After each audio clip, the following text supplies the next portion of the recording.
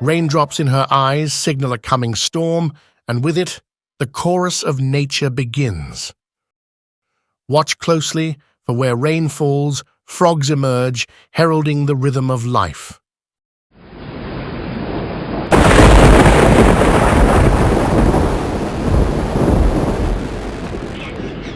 We soon discover a swamp that is home to an entire troop of bullfrogs.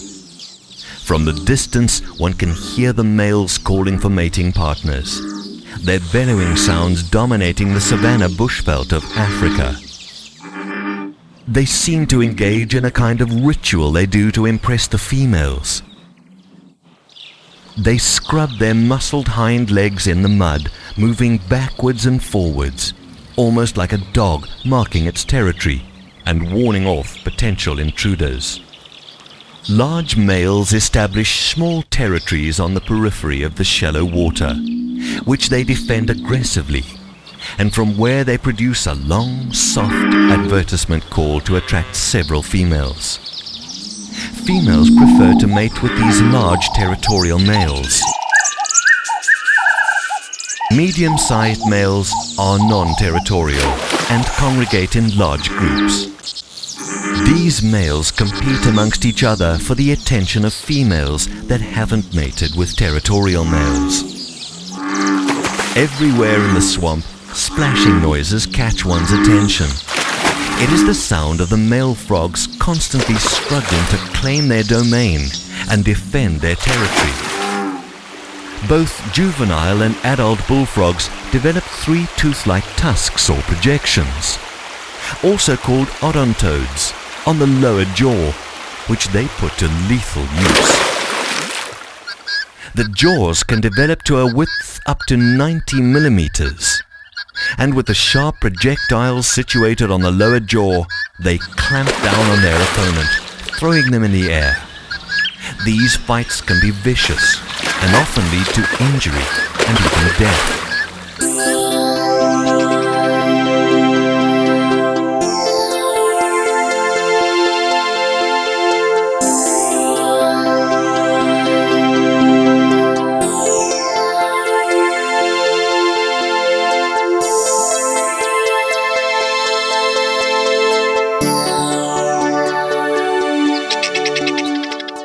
The swamps are not only home to the bullfrog, but if you watch carefully, you will discover lots of other animals, reptiles and birds in and around the swamp. The activities in water are closely watched by the neighbors on land and in the trees.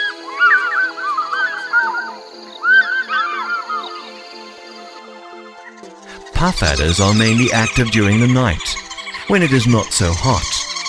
But the scorching sun forces this one to find a cooler, shady spot.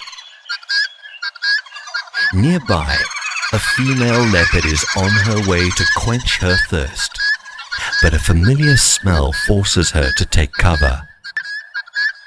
African people will come on days like these in order to hunt bullfrogs and collect them for the pot. They also slaughter them for their strong skin. Being quite bulky, these frogs have become a rare delicacy to some of the inhabitants. Mankind is known as the biggest predator of all, and due to excessive hunting and the destruction of their habitat, the numbers of giant bullfrogs have dropped alarmingly. The giant bullfrog is now listed as near threatened by the World Conservation Union.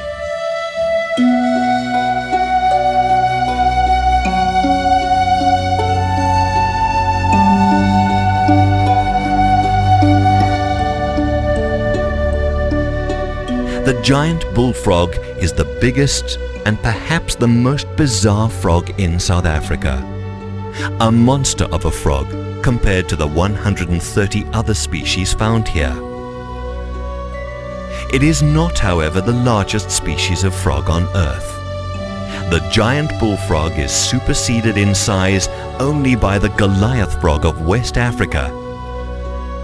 Male bullfrogs have been known to measure up to 24 centimeters or 9.5 inches in size and weigh close to 2 kilograms or 4 pounds.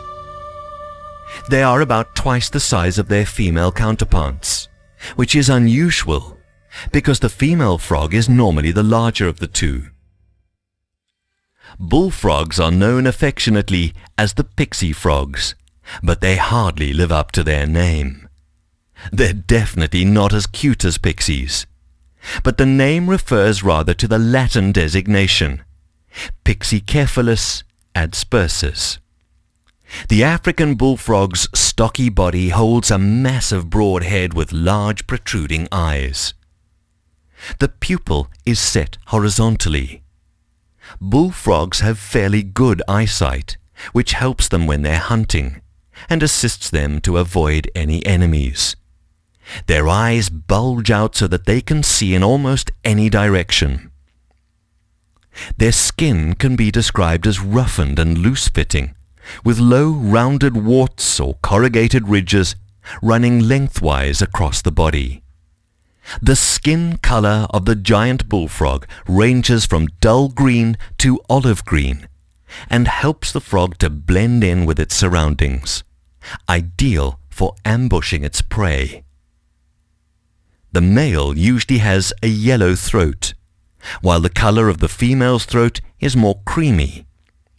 Both sexes may display orange patches around the axillae, which are the armpits. The hind legs of the bullfrog are very strong, which allows them to burrow themselves after the mating season. Only the hind toes are webbed. A conspicuous spade-like tubercle on each foot pushes soil to either side as the frog shuffles backward into the ground. In breeding, the male develops swollen pads on the forelimbs and thumbs with which he grasps the female. They only become sexually active at the beginning of the rainy season. During the course of the day, the dominant male has to fend off many intruders and lure as many females as possible into his particular domain to mate with, while still keeping his status as dominant male to ensure the survival of his offspring in days to come. Mating takes place only during the daylight hours. Females will swim towards the dominant male until they're about 3 meters away, and then they will dive to swim the last stretch underwater. The somewhat smaller females will gather around the dominant male, pushing and trying to position themselves in front of the male. When a female has been chosen, the male will sit upon her, literally covering her completely. This position is known as amplexus, during which he clasps the female from above. Giant bullfrogs raise their vents above the surface of the water during the oviposition, in other words, while the eggs are being laid.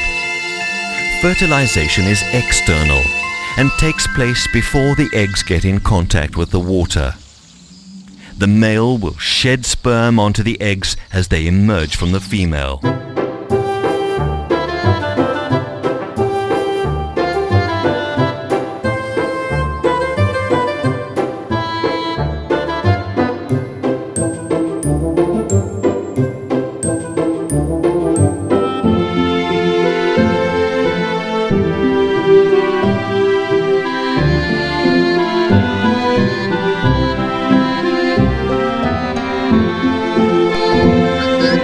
In episode 4, we continue our journey in Sub-Saharan Africa in search of the continent's largest amphibian. We witnessed the hatching of bullfrog eggs, came in close contact with one of the fastest snake strikers in the world, and observed the fascinating development of tadpoles.